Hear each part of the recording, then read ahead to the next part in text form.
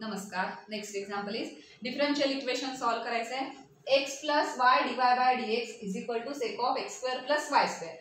आपण first step काय करतो, डीवाय आणि डी एक्स सेपरेट करतो आणि मग इंटिग्रेशन घेतो. पण इथे प्रॉब्लेम असा आहे की सेक of X square plus Y square, so ते एक्स आणि वायचं कॉम्बिनेशन त्या अँगलमध्ये, त्यामुळे तिथे ते सेपरेट करता येणार नाही आपल्याला. सो अशा टाईपचं जर कुठलं एखादं एक्झाम्पल आलं जिथे आपल्याला सेपरेट करता येत नाही, सेपरेट करता येत असेल तर सेपरेट करून घ्या.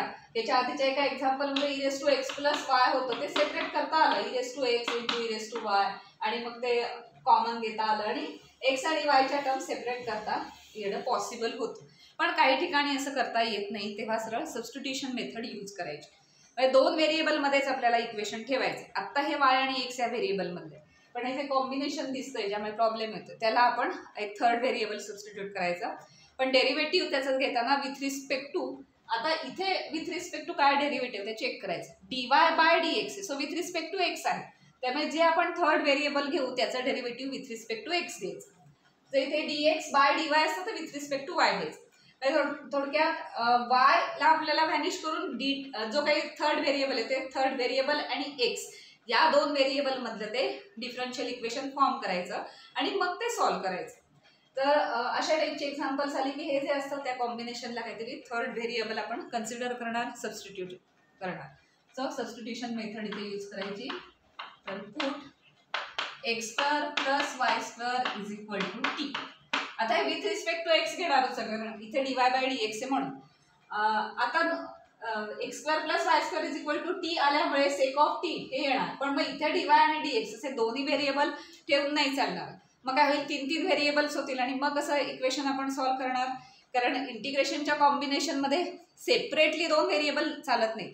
एका व्हेरिएबलची कितीही फंक्शन्स तुम्ही घेऊ शकता, पण सेपरेटली वेगवेगळ्या व्हेरिएबलची फंक्शन्स तिथे चालत नाही.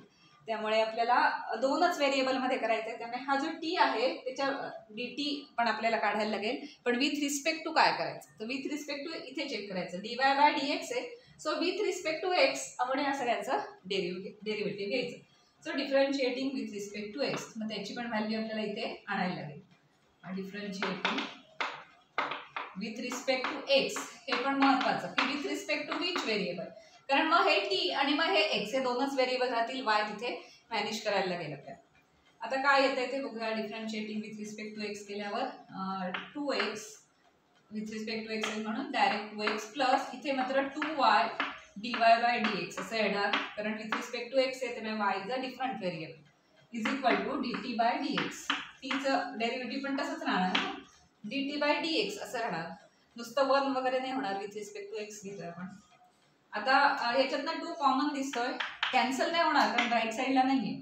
सो 2 कॉमन घेतला आणि तो इकडे नेला की 1/2 होईल. So x plus Y dy by D x is equal to 1/2 d t by D x. आता आपल्याला ह्या जे काही ह्याला इक्वेशन 1 म्हणू, या इक्वेशन 1 मध्ये टी ने x square plus Y square replace करायचं आहे टी ने. त्याच्यानंतर d t by D x पण रिप्लेस, म्हणजे d t by D x पण अपियर करायचं आहे. पण ह्या टर्म मध्ये कुठे काही आहे का हे आधी चेक करूया आणि त्याने आपण तो d t by D x replace करूया. आता अशी टर्म कुठे दिसते का इक्वेशन 1 मध्ये, तर सगळी लेफ्ट साईड म्हणजेच ही term x plus y. So left side सगळी d t by D x या टर्मने आपण रिप्लेस करू शकतो आणि सेक मध्ये टी ही व्हॅल्यू घालू शकतो. म्हणजे फक्त एक्स आणि टी या दोन व्हेरिएबल मधलं इक्वेशन होईल आणि मग ते आपण सॉल्व्ह करू शकतो. सो आता ह्या सगळ्या व्हॅल्यूज आपण इक्वेशन 1 मध्ये घालायच्या. देअरफॉर इक्वेशन 1 बिकम्स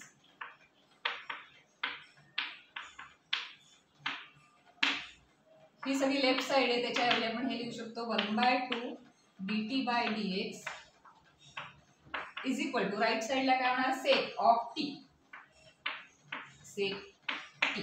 आता आपण इंटिग्रेशन घ्यायचंय, पण आधी दोनच व्हेरिएबल मध्ये आहे ना हे बघायचं. तर 2 व्हेरिएबल मध्ये दिसतंय हे. आता इंटिग्रेशन घेण्याआधी काय करतो आपण, व्हेरिएबल सेपरेट करतो, कारण त्याशिवाय इंटिग्रेशन घेता येत नाही. सो एक्स एक्सला टी चे टी ला देऊया.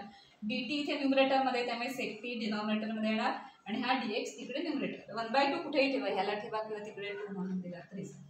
सो 1/2 व d t upon sec t, टी ची सगळे एकत्र आणायची आणि x is equal to d x. आता सगळे दोन्ही व्हेरिएबल सेपरेट झाले तर ह्या स्टेजला आपण इंटिग्रेशन घेऊ शकतो. So integrating on both sides असं म्हणायचं आणि नेक्स्ट स्टेपला आहे इंटिग्रेशन.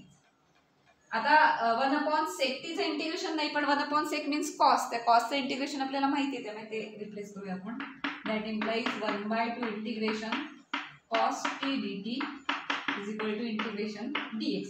इंटिग्रेशन dx म्हणजे इंटिग्रेशन 1 dx, त्याचं काय असतं x आन्सर. सो 1/2 कॉसचं इंटिग्रेशन माहिती आहे आपल्याला plus sin t is equal to 1 dx चं इंटिग्रेशन माहिती आहे x आणि प्लस c. आता इथे इनिशियल कंडिशन्स दिलेले नाहीयेत, त्यामुळे आपलं जनरल सोल्युशनच येणार आहे. या स्टेजला जर x आणि y च्या व्हॅल्यूज दिलेल्या असत्या तर इनिशियल कंडिशन्स वगैरे तो कन्सेप्ट आलाच. इथे जनरल सोल्युशनच येणार आहे, फक्त थोडंसं आपण सिम्प्लिफाय करू. अर्थात सुरुवातीचं जे आपलं डिफरन्शियल इक्वेशन आहे ते एक्स अँड वाय ह्या फॉर्मॅट मधलं आहे आणि जनरल सोल्युशन लिहिताना जे फायनल आलेला आन्सर आहे ते टी मध्ये म्हणजे सबस्टिट्यूशन केलेल्या व्हेरिएबल मध्ये नाही ठेवत आपण, ते पुन्हा आपण ओरिजिनल एक्स आणि वाय मध्ये आणतो, ते सगळं रिप्लेस करायचं. तर या 2 ने इथे मल्टिप्लाय केलं सगळीकडे, काय होणार that implies sin t is equal to 2x आणि प्लस c असंच लिहू शकतो, कारण याला तुम्ही c1 म्हणा.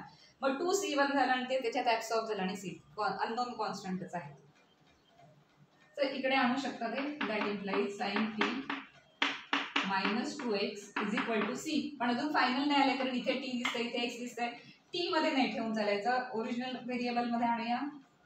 देअरफॉर t ची व्हॅल्यू काय होती sin of x² plus y² minus 2x is equal to c. This is the final solution, final answer here.